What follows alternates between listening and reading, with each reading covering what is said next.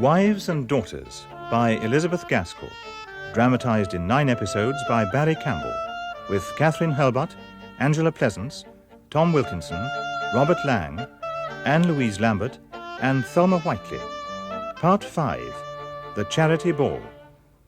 All Hollingford felt as if there was a great deal to be done before Easter. There was Easter proper, which always required new clothing of some kind for fear of certain consequences from little birds who were supposed to resent the impiety of those who did not wear some new article of dress on Easter Day. Then this year there was the Hollingford Charity Ball.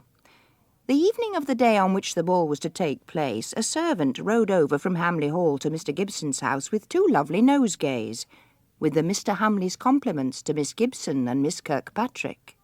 Look, Molly, look. Here are bouquets for us. Long life to the givers. Oh, but who are they from? Who from? Why, the 2 paragons at Hamley, to be sure. Isn't it a pretty attention? Oh, Cynthia, how kind of them. I'm sure it is Osborne who thought of it. He's been so much abroad where it's such a common compliment to send bouquets to young ladies. I don't see why you should think it is Osborne's thought. Mr. Roger Hamley used to gather nosegays constantly for his mother, and sometimes for me. Well, never mind whose thought it was or who gathered them. We've got the flowers, and that's enough. I'm sure these red flowers will just match your coral necklace and bracelets. I'll just pull them... Oh, please don't. They've taken such pains. Nonsense. See, here are quite enough. I'll make a little coronet of them, sewn on black velvet, which will never be seen, just as they do in France. Oh, it is quite spoiled. Never mind. I'll take this spoilt bouquet. I can make it up again, and you can have this, which has never been touched. There. And when that is sewn on black velvet, you'll see how pretty it will look. Thank you. But shan't you mind having only the wrecks of the other? Oh, not I. Red flowers would not go with my pink dress. But I dare say they arranged each nosegay so carefully. Perhaps they did, but I would never allow sentiment to interfere with my choice of colours, and pink does tie one down so. Now you, in white muslin, just tipped with crimson like a daisy, may wear anything. Oh, I should so like to be pretty. Oh, why, Molly, the French girls would tell you to believe that you were pretty would make you so. I suppose they would mean that if you knew you were pretty, you would never think about your looks. You would be so certain of being liked. Oh, that's 8 o'clock striking. Don't trouble yourself with trying to interpret a French girl's meaning, but help me on with my frock. There's a dear one. Oh, you do look pretty. Pink suits you. Now, let me see to you. Just to pull here, I think, and then you'll... Yes? These came for you, miss. How lovely. No, not for you, miss. For Miss Kirkpatrick. And there's a note for her besides. Thank you, Mariah. Whoever can... Oh. Well, Cynthia, what is it? You've gone quite pale. I send you some flowers, and you must allow me to claim the first dance after 9 o'clock, before which time I fear I cannot arrive, CP. Who is it? It is Mr. Preston. I shall not dance with him, and here go his flowers, there. Oh, those beautiful flowers into the fire. Oh, Cynthia. It's best to destroy them. We don't want them, and I can't bear to be reminded of that man. It was an impertinent, familiar note. What right had he to express himself in that way? No beginning, no end, and only initials. Did you know him well when you were at Ashcombe, Cynthia? Oh, don't let us think any more about him. It's quite enough to spoil any pleasure at the ball to think that he will be there. But I hope I shall get engaged to dance before he comes. I shan't dance with him, and don't you either. Cynthia, Molly, are you ready? Cynthia! Oh, there, Mamma's calling for us. Are you quite ready? Yes, I think so. Very well, then. To the ball!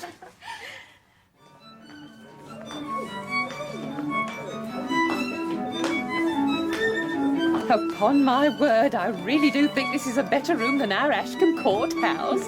And how prettily it is decorated. Oh, there's Mr. Dempster and young Mr. Roscoe, our new doctor.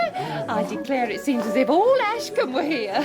Mr. Roscoe! Oh, my dear Miss Piper. Miss Hornblower. Come here, Mr. Roscoe, and let me introduce you to the Miss Brownings. We think very highly of our young doctor, I can assure you. Well, you must be glad, I'm sure, to have someone you can call in for things that are too trifling to trouble Mr. Gibson.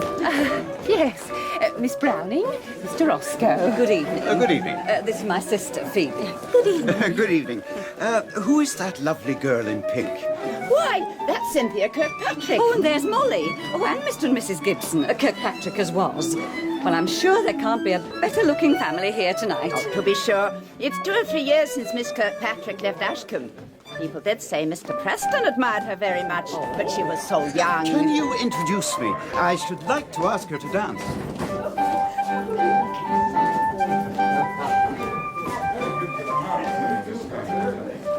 Well, to be sure. How condescending Mrs. Gibson has become. I remember when she wore old black silks and was thankful and civil as became her place as a schoolmistress. And now she is in satin, and she speaks to me as if she could just recollect who I was. And she would have been glad enough to marry Mr. Preston in those days. But I thought you said he admired her daughter. Oh, well, perhaps I did. I'm sure I can't tell. He was a great deal at the house, so people said. The Earl and Countess are very fond of Mrs. Gibson. I know, for Lady Harriet told us so when she came to drink tea with us last autumn. It was they desired Mr. Preston to be very attentive to her when she lived at Ashcombe. Oh, well, for goodness sake, don't go and repeat what I've been saying about Mr. Preston and Mrs. Gibson to her ladyship. No. One may be mistaken. And you know, I only said people talked about it. What a lovely turban you've got on, Miss Piper, if I may be allowed to say so. So becoming to your complexion. Oh, do you think so? I got it at Brown's at Somerton for this very ball. I thought I must have something to set off my gown, which isn't so new as it once was. And I have no handsome jewellery like you. Oh, my miniature, you mean? Yes, so handsome and all set round with pearls. It's a likeness of my dear mother. Oh. Sister has got my father on. The miniatures were both taken at the same time, and just about then my uncle died and left us each a legacy of £50. Fancy. Which we agreed to spend on the setting of our miniatures. But because they are so valuable, Sister always keeps them locked up with the best silver and hides the box somewhere. She never will tell me where, because she says I've such weak nerves that if a burglar with a loaded pistol at my head were to ask me where we kept our plate and jewels, I should be sure to tell him. And she says, for her part, she would never think of telling him under any circumstances. Well, I'm sure I hope she won't be tried. But that's the reason I don't wear it often. I shouldn't have had it on tonight, but the sister gave it out to me, saying it was but a proper compliment to pay to the Duchess of Menteith, who is sure to be here in her diamonds. Dear me, is she really? Do you know, I never saw a duchess before.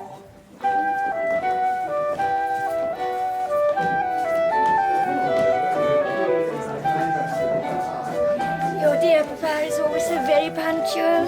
Tonight it seems almost a pity, for we really are here before there is anyone come that we know. Oh, I see so many people here that I know. There are Mr. and Mrs. Smeaton and Mr. Roger Scott. Oh, and there are... Oh, booksellers and butchers, if you will. Oh, Papa has found a great many friends to talk to. Patience, my dear, hardly friends. I wonder when the Towers party will come. Ah, there's Mrs. Ashton. Come, the room is beginning to fill. So it was, for this was to be a very good ball, people said, and a large party from the Towers was coming, and a duchess in diamonds among the number. But tonight they were unusually late, and the aristocratic ozone being absent from the atmosphere, there was a flatness about the dancing of all those who considered themselves above the plebeian ranks of the tradespeople. They, however, enjoyed themselves thoroughly. Mrs. Gibson kept herself a little aloof from the Miss Brownings and others of her acquaintance, with a view to attaching herself to the skirts of the Towers party when they should make their appearance. Indeed, she was feeling very much annoyed with the whole proceedings of the evening when she was aware of someone standing by her. It was Mr. Preston, looking so black that if their eyes had not met she would have preferred not speaking to him. The rooms are not well lighted tonight, are they, Mr. Preston? No, but who could light such a dingy place as this? But you are not dancing, Mr. Preston. No, Mrs. Gibson. The partner I had engaged has made some mistake. I am waiting to have an explanation from her.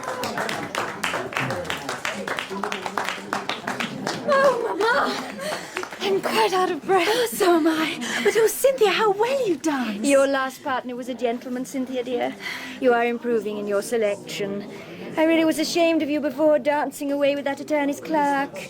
And Molly, do you know whom you've been dancing with? The Coram bookseller? That accounts for his being so well up in all the books I've been wanting to hear about. He was very pleasant and he looks quite a gentleman and dances beautifully. Very well. But remember, if you go on this way, you will have to shake hands over the counter tomorrow morning with some of your partners tonight. But I really don't know how to refuse when people are introduced to me and ask me, and I'm longing to dance. You know tonight is a charity ball, and Papa said everybody dance with everybody. If Miss Gibson finds any difficulty in refusing a partner, she has only to appeal to Miss Kirkpatrick for instructions. You forget, I think, Mr. Preston. Miss Gibson implied that she wished to dance with the person who asked her. That makes all the difference. Miss Kirkpatrick, we are engaged for this dance, I believe. Indeed we are, Mr. Roscoe. I had not forgotten.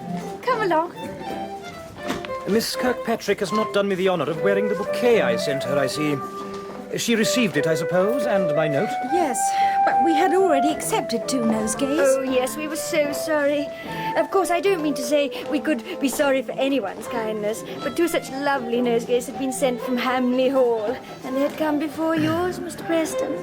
I should have felt honoured if you had accepted mine, Mrs. Gibson, since the young ladies were so well provided for. Will you excuse me, Mrs. Gibson? Miss Gibson? Mr. Preston. Really, Molly, how can Cynthia behave so coarsely to people in public?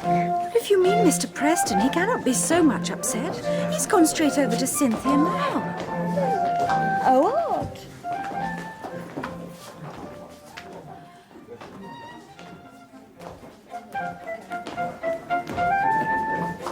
Why, I begin to believe, Mrs. Gibson, that I should have sent my money and never stirred out of doors tonight. But everyone was talking of the Duchess and her diamonds, so I'm here, and coal and candlelight wasting away at home. Oh, I do wish the Duchess would come. But fancy what it is to me, Mrs. Goodenough, so long as I've been without seeing the dear family. Goodness, it's almost 12. How tiresome.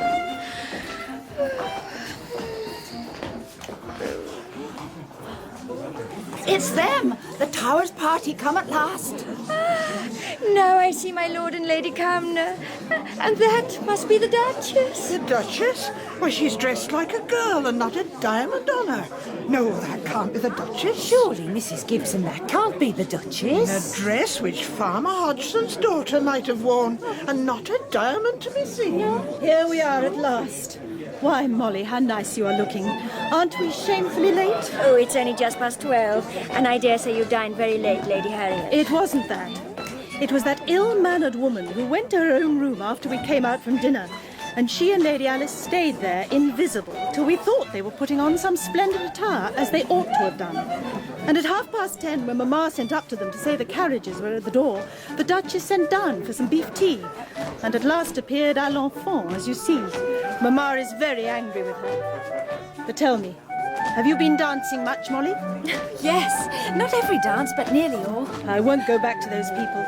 And I must have some gossip with you, Claire. Such a shabby Duchess I never saw. I'm going home to bed. Shh, my dear. Not a bit of a diamond near her. And none of them worth looking at, except the Countess, and she's always a personable woman, and not so lusty as she was. But they're not worth waiting up for till this time of night. Mrs. Goodenough, you don't remember me, but I know you from having seen you at the Towers. Lady Cumnor is a good deal thinner than she was, but we hope her health is better for it. It is Lady Harriet. Oh, dear me, your ladyship, I hope I haven't given no offence. But you see, well, that's to say, your ladyship sees that it's late hours for folks such as me, and I only stayed out of my bed to see the Duchess, and I thought she'd come in diamonds and a coronet, and it puts one out at my age to be so disappointed. I'm put out too. I wanted to have come early, and here we are as late as this. I'm so cross and ill-tempered, I should be glad to hide myself in bed as soon as you will do. I don't believe as ever your ladyship can be cross and ill-tempered with that pretty face. Now, I'm an old woman, so you must let me say so. I won't keep you any longer. But I'll promise one thing in return for your pretty speech. If ever I am a duchess, I'll come and show myself to you in all my robes and gewgaws. Good night, madam. Good night, and thank you, your ladyship. Come along, Mrs. Goodenough. There, I knew how it would be. And on the eve of a county election, too. Oh, you must not take old Mrs. Goodenough as a specimen, dear Lady Harriet. She is always a grumbler. I'm sure no one else would complain of your all being as late as you like. What do you say, Molly? Don't you think we've lost some of our popularity by coming so late? I don't know about popularity or votes. But I think many people were sorry you did not come sooner. And isn't that rather a proof of popularity? That's a very neat and diplomatic answer. Molly knows nothing about it. It would be very impertinent if she or anyone else questioned Lady Cumnor's perfect right to come when she chose. Well, all I know is I must go back to Mamma now, but I shall make another raid into these regions by and by. Ah, there are the Miss Brownings. You see, I don't forget my lesson, Miss Gibson. Molly, I cannot have you speaking so to Lady Harriet. You would never have known her at all if it had not been for me. And don't always be putting yourself into our conversation. But I must speak if she asks me questions. Well, if you must, you must. But there's no need for you to set up to have opinion of your own. I don't know how to help it. She's such a whimsical person. Look, there.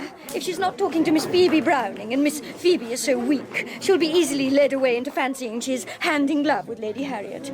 If there's one thing I hate more than another, it is the trying to make out an intimacy with great people.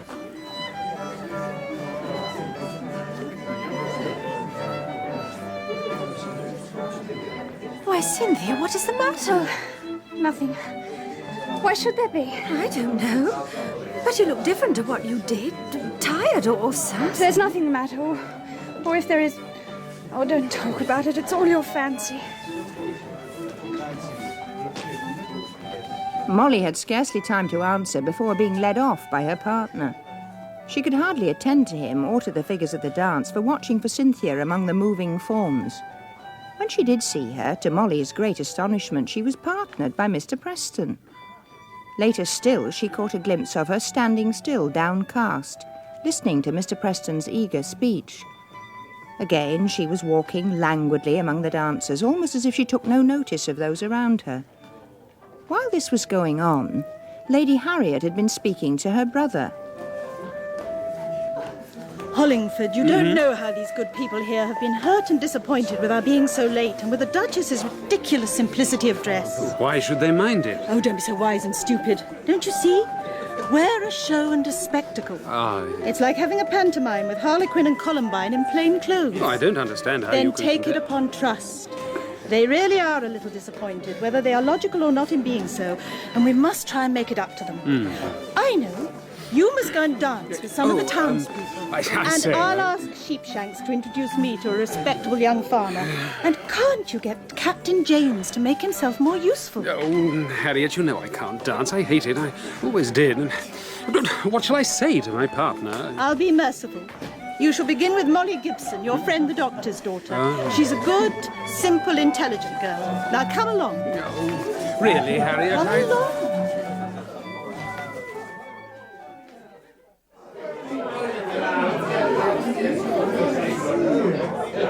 Claire, will you allow me to introduce my brother to Miss Gibson? He hopes to engage her for this dance. Lord Hollingford, Miss Gibson. How do you do? It would give me great pleasure if you would this dance. Thank you, Lord Hollingford. I shall be honoured.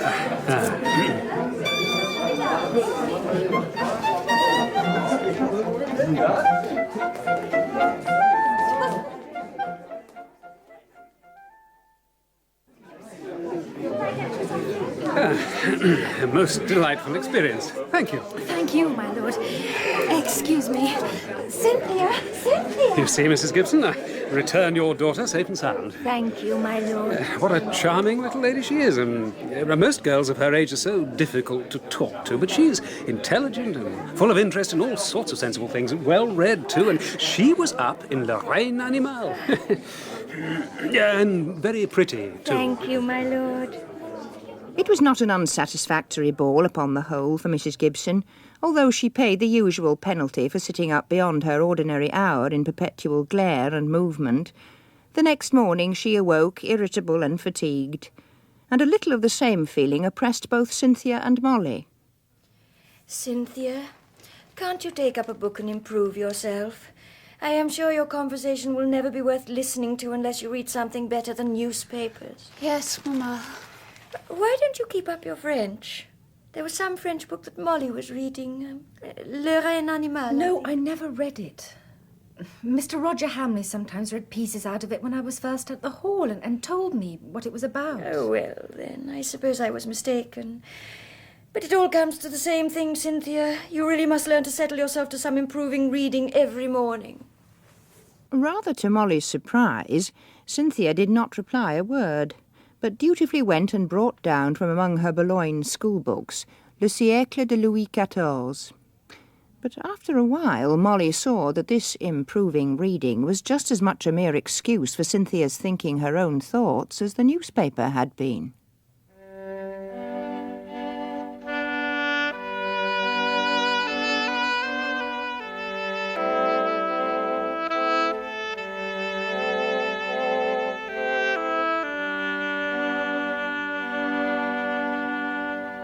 Things were not going on any better at Hamley Hall. Nothing had occurred to change the state of dissatisfied feeling into which the squire and his eldest son had respectively fallen.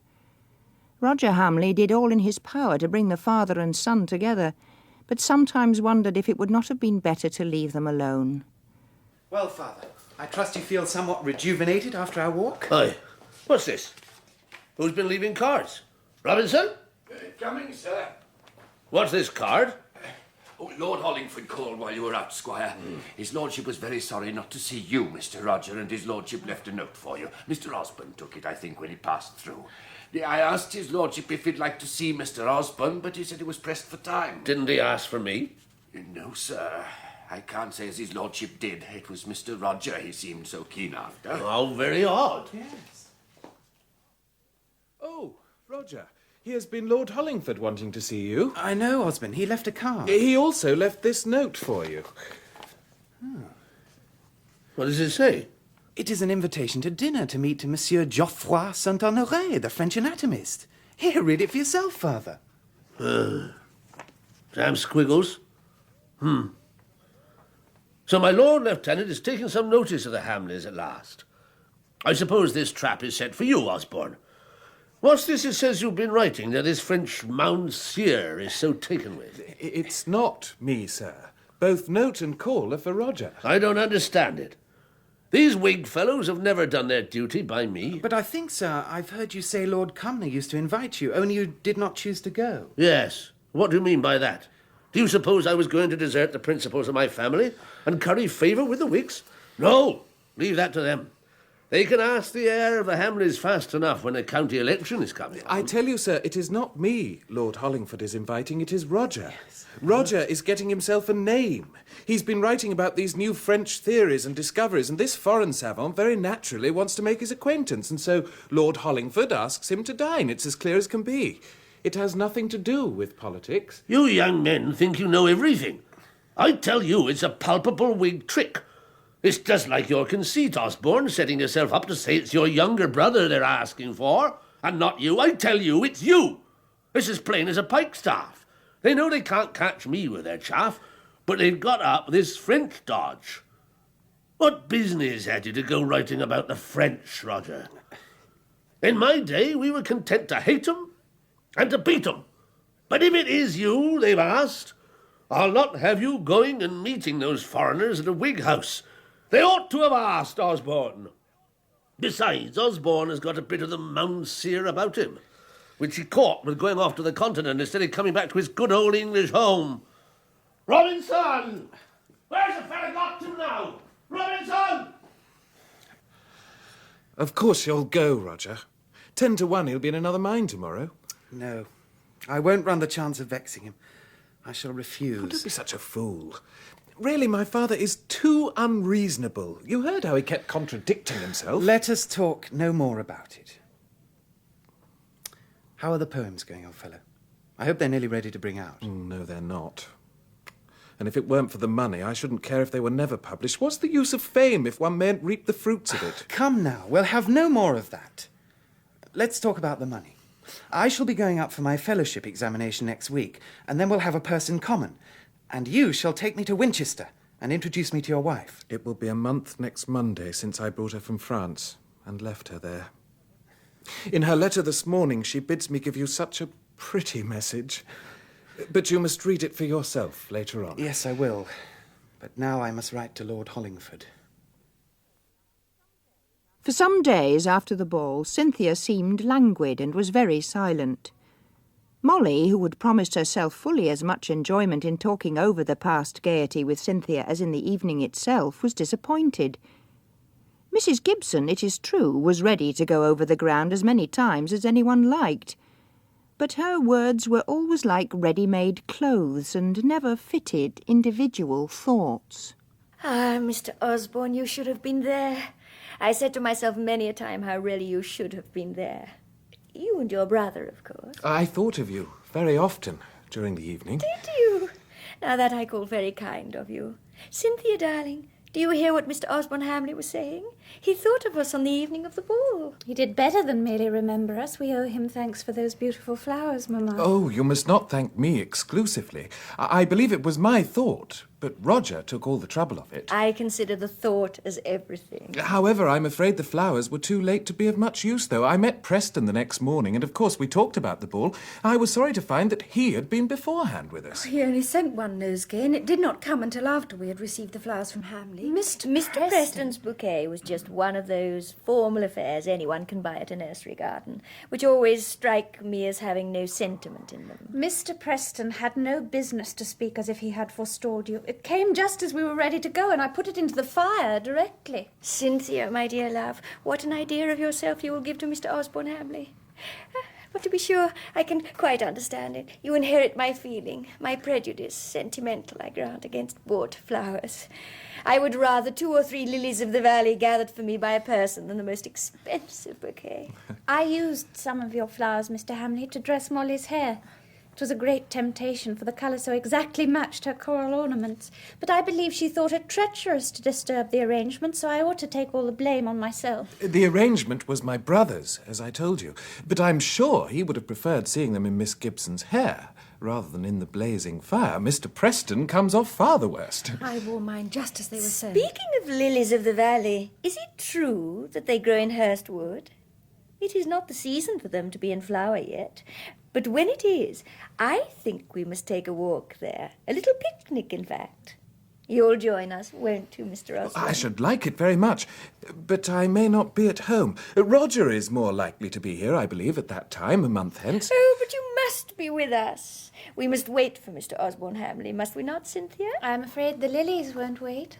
Well, then, we must put it off till dog rose and honeysuckle time. You will be at home then, won't you? Or does the London season present too many attractions? I don't exactly know when dog roses are in flower. No. And you a poet? Don't you remember the lines? It was the time of roses we plucked as we went. Yes, but that doesn't specify the time of year that is the time of roses. You'd much better take my brother for your companion. He is practical in his love of flowers. I am only theoretical. Does that fine word, theoretical, imply that you are ignorant? Of course we shall be happy to see your brother. But why can't we have you too? I confess to a little timidity in the presence of one so deep and learned as your brother is, from all accounts. Give me a little charming ignorance, if you must call it by that hard word. Osborne bowed. It was very pleasant to him to be petted and flattered. It was an agreeable contrast to the home that was so dismal to him, to come to this house where the society of 2 agreeable girls and the soothing syrup of their mother's speeches awaited him whenever he liked to come. But Mrs. Gibson, in her ignorance of the true state of affairs, was secretly exultant in the attraction which made him come so often and lounge away the hours in her house. She had no doubt it was Cynthia who drew him thither. Cynthia had not been looking well since the evening of the ball. She went slowly about the house, pale and heavy-eyed. Molly watched this fading with tender anxiety. Mrs. Gibson considered Cynthia's quietness and languor as the natural consequence of dancing with everybody who asked her. At length, and partly at Molly's insistence, there came an appeal to Mr. Gibson and a professional examination of the supposed invalid. Well, there's nothing very much the matter, my dear. Only a general lowness of tone and depression of health. It will soon be remedied by a tonic. If there's one thing I dislike, it's the way doctors have of giving tablespoons of nauseous mixtures as a certain remedy for sorrows and cares. Come, you acknowledge you have sorrows by that speech. We'll make a bargain. If you'll tell me your sorrows and cares, I'll try and find some remedy for them other than giving you what you're pleased to term my nauseous mixtures. No, I never said I had sorrows and cares. I spoke generally. What should I have a sorrow about? You and Molly are only too kind to me. Well, we'll not talk about such gloomy things. And you shall have some sweet emulsion to disguise the taste of the bitters I shall be obliged to fall back upon. Oh, please don't. If you but knew how I dislike emulsions and disguises. I do want bitters. And if I'm obliged... If I'm not truthful myself, I do like truth in others. At least, sometimes. Molly, how ill your sister is looking. Has she had advice? Oh, no. You must forgive me, but so often those who live together in the same house don't observe the first approaches of illness. She was overtired by the ball. Papa has seen her and says she will be all right very soon. I wonder if she wants a change of air. I do wish we could have her at the Hall. At the Hall? You and your mother, too, of course, but I don't see how it would be possible, or else how charming it would be. You got our flowers in time, did you not? Yes, thank you. You don't know how often I thought of you that evening. And you enjoyed it, too, didn't you? You had plenty of agreeable partners and all that makes a first ball delightful. I heard that your sister danced every dance. It was very pleasant. But, after all, I'm not sure if I want to go to another just yet. There seems to be so much trouble connected with the ball. Ah, you were thinking of your sister and her not being well. No, I was not. I was thinking of the dress and the dressing and the weariness of the next day. I see. Is there anything I could do for your sister? We have plenty of books, as you know. Or flowers.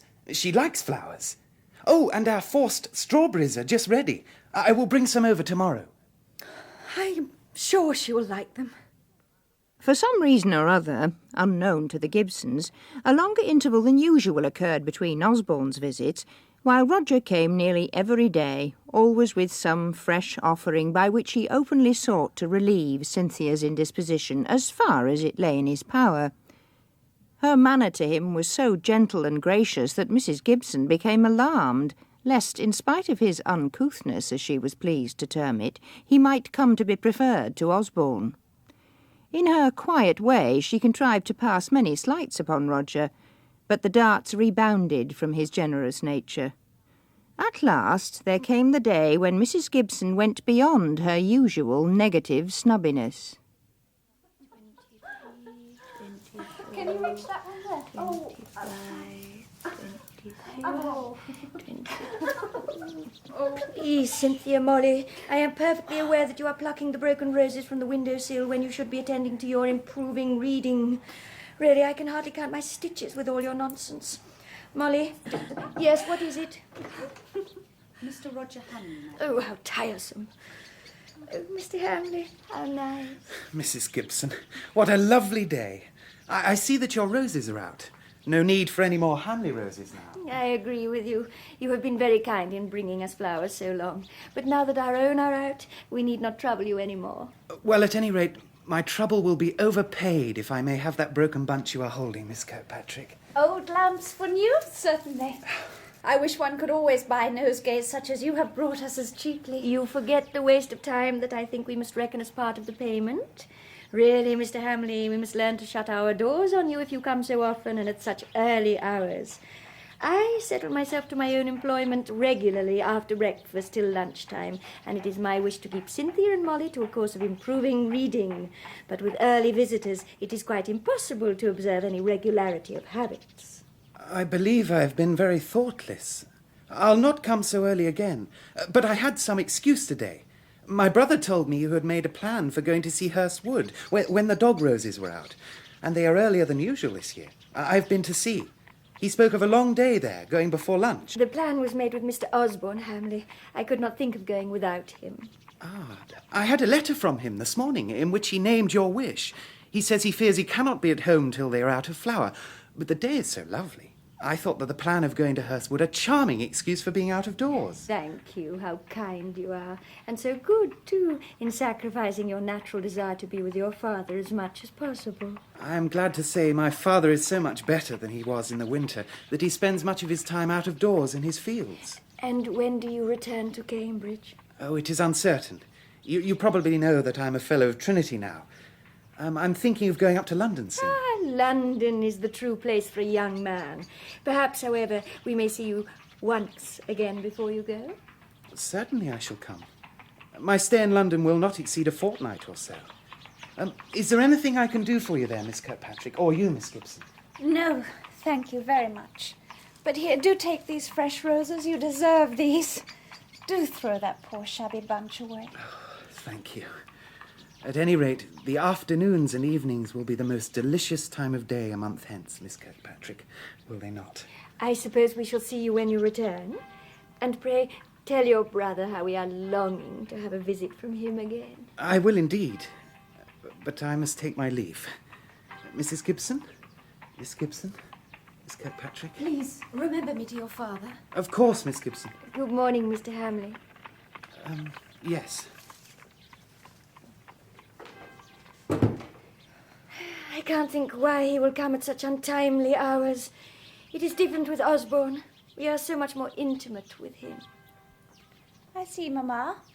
One man may steal a horse, but another must not look over the hedge. And the two brothers have always been treated so exactly alike.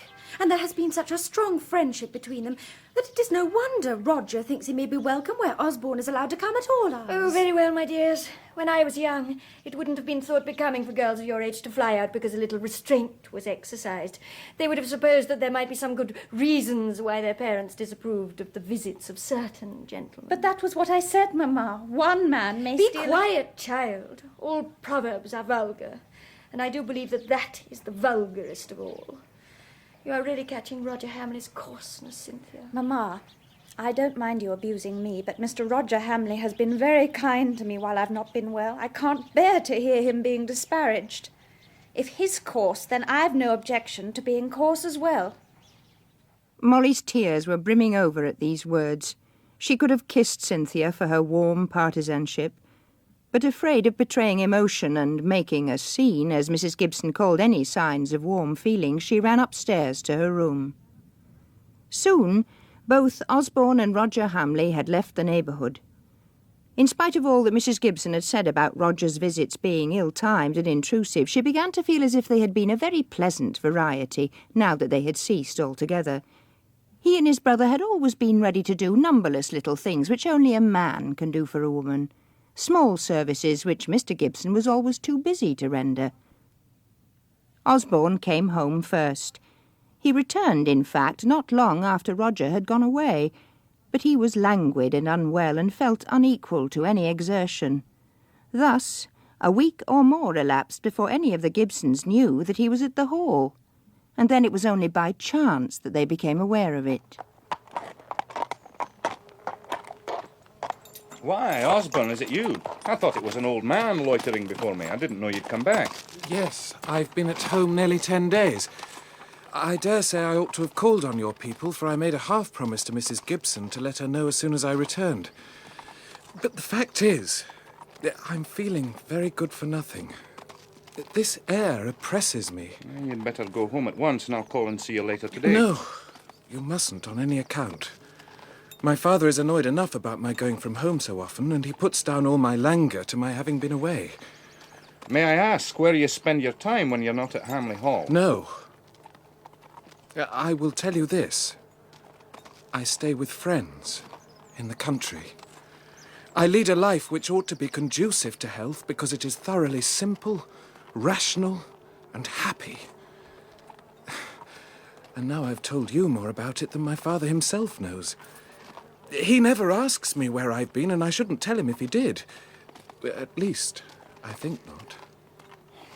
Osborne, whatever scrapes you may have got into, I should advise you telling your father boldly. I know him, and I know he'll be angry enough at first, but he'll come round, take my word for it. Why, he's still your best friend, and it's this estrangement from your father that's telling on your health, I'll be bound. No, I beg your pardon, but it's not that.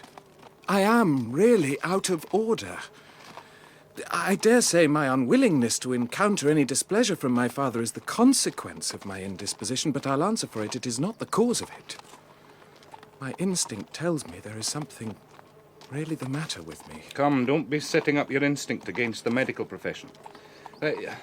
If you manage to come over and have lunch with us tomorrow, Dr. Nichols will be with us, and you shall have the benefit of 2 doctors instead of 1. Now go home now. You've had enough exercise for the middle of a day as hot as this is. And don't mope in the house listening to the maunderings of your stupid instinct. What else have I to do? My father and I are not companions. One can't read and write forever, especially when there's no end to be gained by it.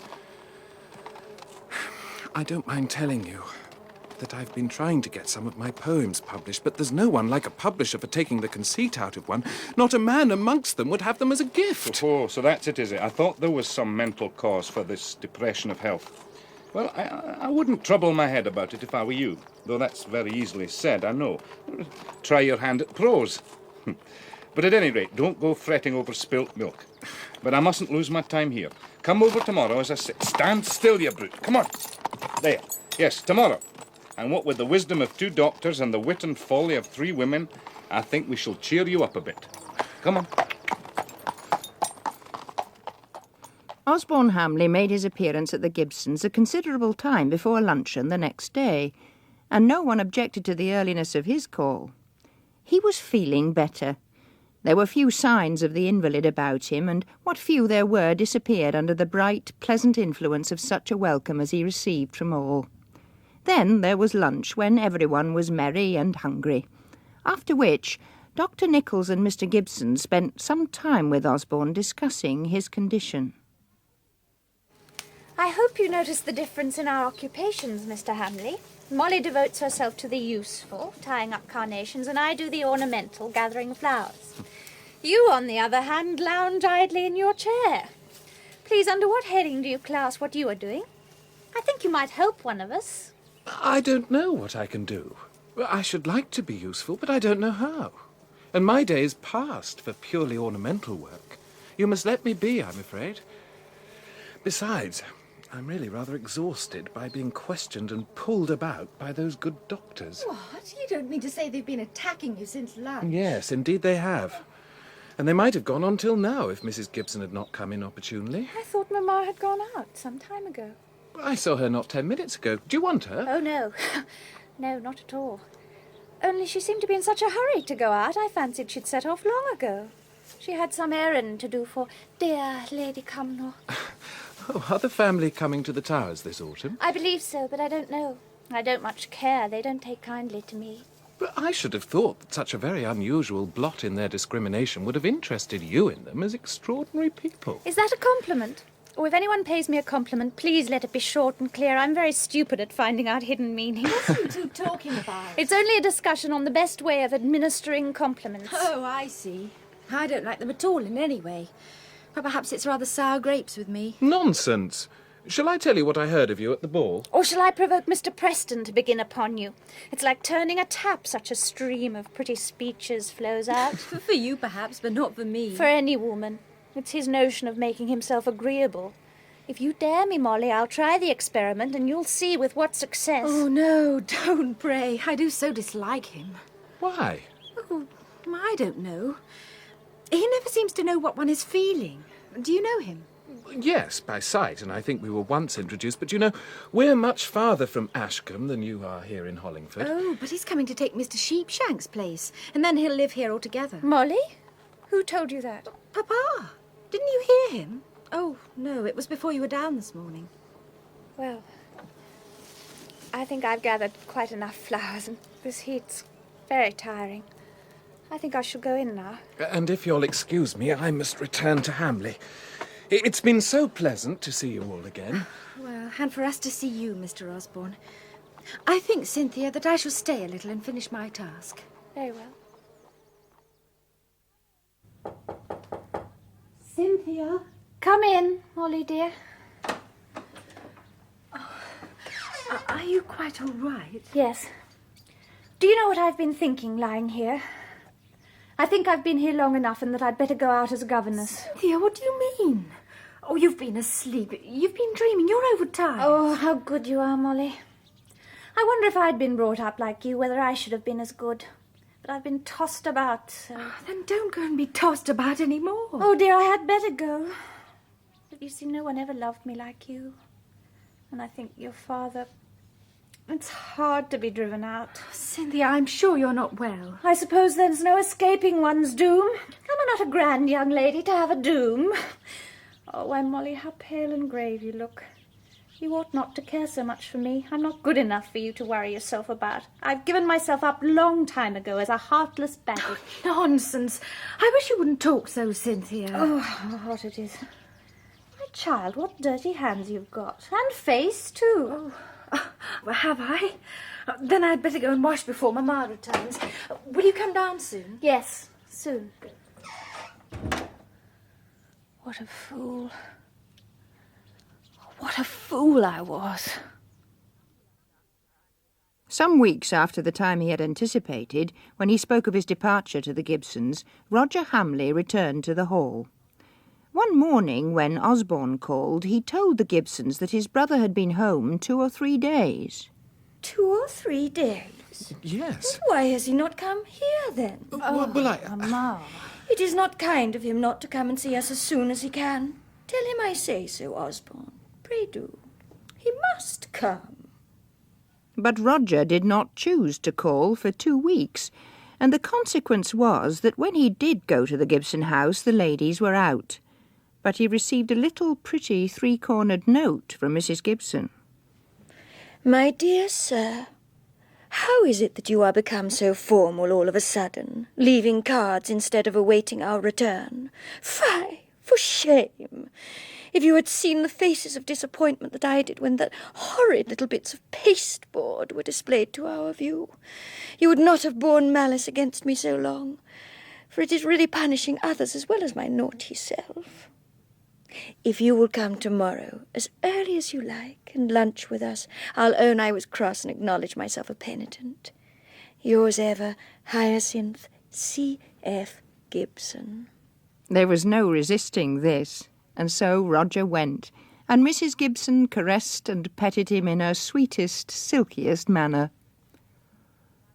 Mr. Preston was now installed in his new house at Hollingford, Mr. Sheepshanks having entered into dignified idleness. His successor had plunged with energy into all manner of improvements, and among others he fell to draining a piece of outlying waste land belonging to Lord Cumnor, which was close to Squire Hamley's property.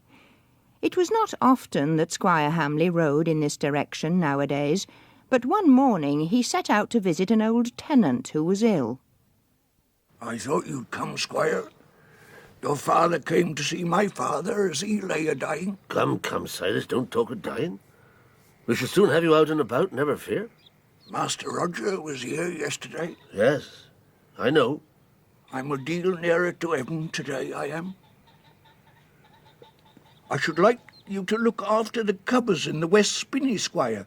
Them gorse, you know, where the old fox had her earth. Aye? Aye, she gave 'em many a run.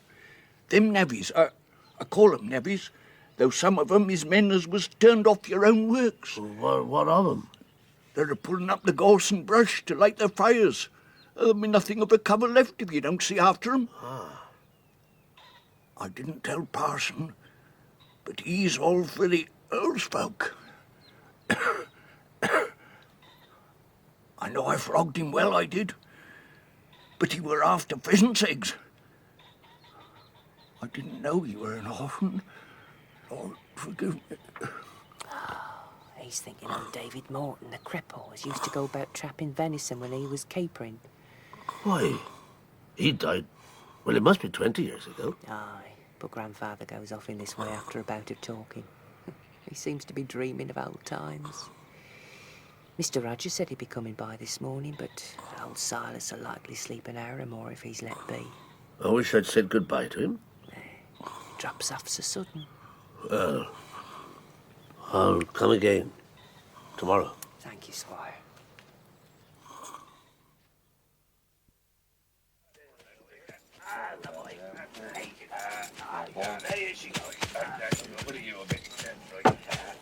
I beg your pardon. I suppose you are the manager of these works? Certainly I am that, and many other things besides, at your service. I have succeeded Mr. Sheepshanks in the management of my Lord Cumnor's property. Mr. Hamley of Hamley, I believe. I am Mr. Hamley of Hamley. I suppose you are as yet ignorant of the boundary of Lord Cumnor's land, and so I will inform you that my property begins at the pond, yonder. I am perfectly acquainted with that fact, Mr. Hamley. But may I inquire why my attention is called to it just now? I have been told that your men do not respect these boundaries, but are in the habit of plucking up gorse from my covers to light their fires. It is possible they may. I dare say they think no great harm of it. However, I'll inquire. Do you doubt my word, sir? I tell you, I've heard it only within this last half hour. I don't mean to doubt your word, Mr. Hamley, but the argument which you have brought up for the authenticity of your statement, that you heard it within the last half hour, is not quite so forcible as to preclude the possibility of a mistake. I wish you'd only say in plain language that you doubt my word. I can't make out what you mean. You use so many words. Pray don't lose your temper, sir. I surely may doubt the correctness of your information until I have made some inquiry. At any rate, that is the course I shall pursue, and if it gives you offence, I shall be sorry, but I shall do it just the same. When I am convinced that harm has been done to your property, I shall take steps to prevent it for the future, and of course, in my lord's name, I shall pay you compensation. It may probably amount to £0.50.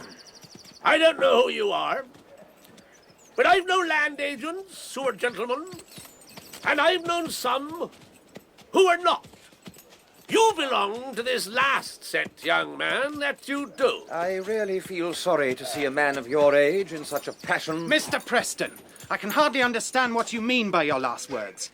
But remember, my father is a gentleman of age and position, and not accustomed to receive advice as to the management of his temper from young men like you. I desired him to keep his men off my land. Your father has misunderstood me. I never refused to do what was just and right. I only required further evidence as to the past wrongdoing. Your father took offence at this. At any rate, sir, I can scarcely reconcile the manner and words to my father which I heard you use when I first came up, with the deference you ought to have shown to a man of his age and position. As to the fact of the trespass... They're putting up all the gorse. There'll be no cover whatever for game soon. I will inquire into it myself at a cooler moment. And if I find that such trespass or damage has been committed, of course I shall expect that you will see it stopped. Come, father. Position, indeed. What are we to think of the position of a man who begins works like these without counting the cost and comes to a standstill and has to turn off his labourers just at the beginning of winter? Why? Position, indeed. My God, man! Quiet, father. Don't get giving such a fellow as Preston best. I know I turned them off. What could I do? I'd no more money. He doesn't know. No one knows how he cut me to turn him off just before winter set in. I lay awake many a night thinking of it. And now to have it cast up against me by that cur, that servant.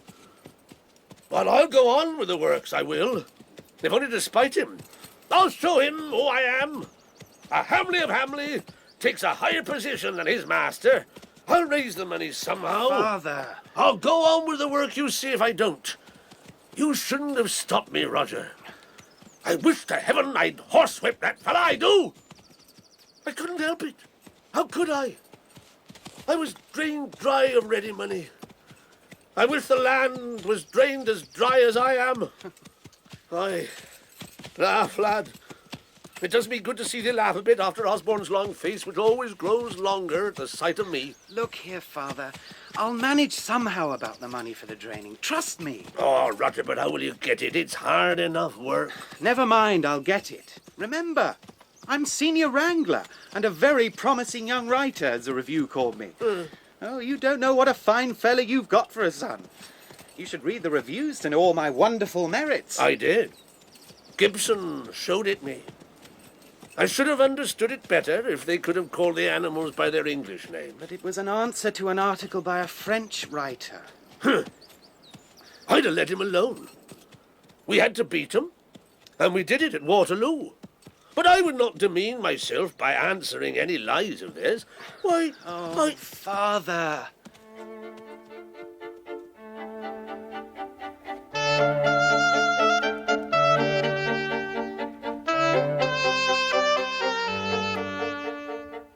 In Part 5 of Elizabeth Gaskell's Wives and Daughters, dramatised in 9 episodes by Barry Campbell, the part of Molly Gibson was played by Catherine Hurlbut, Claire, Angela Pleasance, Mr. Gibson, Tom Wilkinson, Cynthia, Anne Louise Lambert, Squire Hamley, Robert Lang, Osborne, Adam Barham, Roger, Michael Troughton, Lady Harriet, Marian Diamond, Lord Hollingford, Geoffrey Collins, Mr. Preston, Brett Usher, Miss Browning, Diana Bishop, Miss Phoebe, Hilda Schroeder, Mrs. Goodenough, Margot Boyd, Miss Hornblower, Monica Gray, Miss Piper, Carol Boyd, Old Silas, Michael Bilton, with James Kerry, Nigel Graham and Eileen Tully.